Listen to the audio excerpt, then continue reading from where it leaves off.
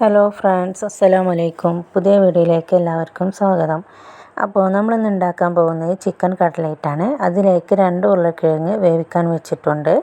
പിന്നെ അതിലേക്കുള്ള ചിക്കന് മസാല കൂട്ടാണ്. അതിലേക്ക് കുറച്ച് മുളക് പൊടി, കുറച്ച് മഞ്ഞൾപ്പൊടി, ആവശ്യത്തിന് ഉപ്പ് ചേർത്ത് കായം തേച്ച് വെച്ചിട്ടുണ്ട്. എന്നിട്ട് അത് പൊരിച്ചെടുത്തിട്ടുണ്ട്. ഇനി അതിലേക്ക് വേണ്ടത് 3 വലിയ ഉള്ളിയാണ്. അത് ചെറുതായിട്ട് അരിഞ്ഞത്. പിന്നെ അതിലേക്ക് വെളുത്തുള്ളി ഇഞ്ചി പേസ്റ്റ്, പിന്നെ അതിലേക്കുള്ള പൊടികൾ ഉപ്പ്, മസാല, ചിക്കൻ മസാല, മുളക് പൊടി, മല്ലിപ്പൊടി, മഞ്ഞൾപ്പൊടി ഇവയാണ് ഇതിലേക്ക് വേണ്ടത്. ഇനി അതിലേക്ക് ഉള്ളി വഴറ്റിയെടുക്കാൻ കുറച്ച് വെളിച്ചെണ്ണയും ചിക്കൻ്റെ കുറച്ച് എണ്ണ ഉണ്ടായിരുന്നു പൊരിച്ചിരുന്നത്, അതും ഇട്ട് അതിലേക്ക് വലിയ ഉള്ളി ഇട്ട് കുറച്ച് ഉപ്പിട്ട് പെട്ടെന്ന് വെന്ത് വരാൻ വേണ്ടിയിട്ട് അങ്ങനെ അത് അവിടെ അടച്ച് വെച്ചതിന് ശേഷം അതിലേക്ക് ചിക്കൻ പൊരിച്ചത് പൊടിച്ചെടുത്തു. ചിക്കൻ നന്നായിട്ട് പൊടിയേണ്ട ആവശ്യമില്ല, ചെറുതായിട്ടൊന്ന് പൊടിഞ്ഞാൽ മതി. അപ്പോൾ ഉള്ളി വഴണ്ട് വന്നിട്ടുണ്ട്. എന്നിട്ട് അതിലേക്ക് ഇഞ്ചി വെളുത്തുള്ളി പേസ്റ്റ് ഇട്ട് കൊടുത്ത് അതിൻ്റെ പച്ചമണം മാറിയതിന് ശേഷം അതിലേക്ക് കറിവേപ്പില മല്ലിച്ചപ്പ് ഇട്ട് അതിലേക്ക് മസാലപ്പൊടികളൊക്കെ ഇട്ട് നന്നായിട്ട് വഴറ്റിയെടുത്തു. പിന്നീട് അതിലേക്ക് ചിക്കൻ പൊടിച്ചത് ഇട്ട് കൊടുത്തു.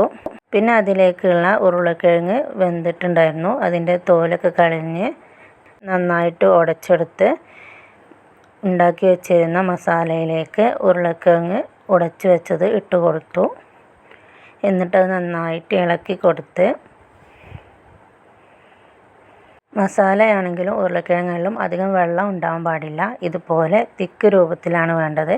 എങ്കിലേ കട്ട്ലേറ്റിൻ്റെ ഷേപ്പ് നല്ല റെഡിക്ക് വരുള്ളൂ. അധികം വെള്ളമായി കഴിഞ്ഞാൽ പെട്ടെന്ന് ഉടഞ്ഞു പോകും. എന്നിട്ട് അതിലേക്ക് 2 മുട്ട ബീറ്റ് ചെയ്തെടുത്തിട്ടുണ്ട്. പിന്നെ ബ്രെഡ് പൊടിയും എടുത്തിട്ടുണ്ട്. ഒരു കുപ്പിയുടെ മൂടി എടുത്ത് അടപ്പെടുത്തിട്ട് അതിൽ കുറച്ച് വെളിച്ചെണ്ണ ആക്കി കയ്യുമ്മലും കുറച്ച് വെളിച്ചെണ്ണ ആക്കി അത് മസാല കയ്യുമ്മ ഒട്ടി പിടിക്കാതിരിക്കാൻ വേണ്ടിയിട്ടാണ്. എന്നിട്ട് ആ മൂടിയിലേക്ക് നന്നായിട്ട് മസാല പ്രസ് ചെയ്ത് കൊടുത്ത്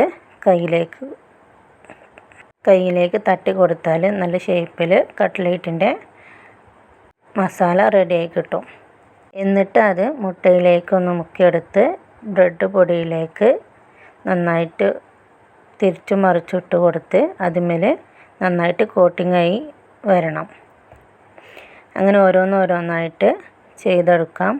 എന്നിട്ട് അത് പൊരിച്ചെടുക്കാൻ വേണ്ടി ഒരു പാനിലേക്ക് കുറച്ച് ഓയിൽ ഒഴിച്ച് കൊടുക്കുക. എണ്ണ നന്നായി ചൂടായതിന് ശേഷം അതിലേക്ക് ഓരോന്നായിട്ട് കട്ട്ലേറ്റ് ഇട്ട് കൊടുക്കാം. എന്നിട്ട് കുറച്ച് സമയം വെച്ച് കൊടുക്കാം. അധികം സമയം വേണ്ട, കാരണം മസാലയൊക്കെ നന്നായിട്ട് വെന്ത് കിട്ടിയതാണല്ലോ. അപ്പോൾ ഈ ബ്രെഡ് പൊടിയും മുട്ടയും ഒന്ന് വെന്ത് കിട്ടാനുള്ള ടൈം വെച്ചാൽ മതി. അങ്ങനെ ഓരോന്നായി വെന്ത് കഴിഞ്ഞിട്ടുണ്ട്. ഓരോന്ന് നമുക്ക് മറിച്ചിട്ട് കൊടുക്കാം. അപ്പോൾ ഇതാ നല്ല കട്ട്ലേറ്റ് റെഡി ആയിട്ടുണ്ട്. നല്ല ടേസ്റ്റാണ്. എല്ലാവരും ഒന്ന് ഉണ്ടാക്കി നോക്കണം. പൊരിക്കടികൾ അധികം എണ്ണ ഇല്ലാതിരിക്കാൻ നമ്മളൊരു കടലാസ് വിരിച്ച് അതിലേക്ക് ഇട്ട് കൊടുത്താൽ മതി.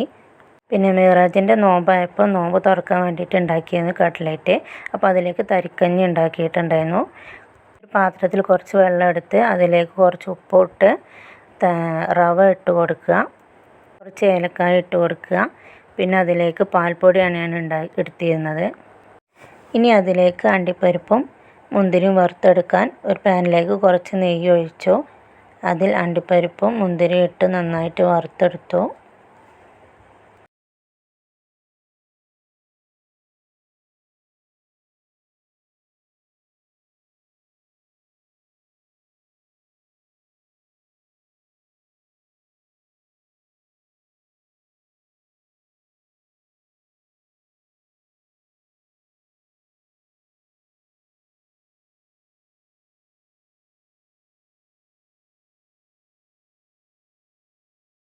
വറുത്തെടുത്തതിന് ശേഷം അത് ഈ തരിക്കഞ്ഞിയിലേക്ക് ഇട്ട് കൊടുത്തു.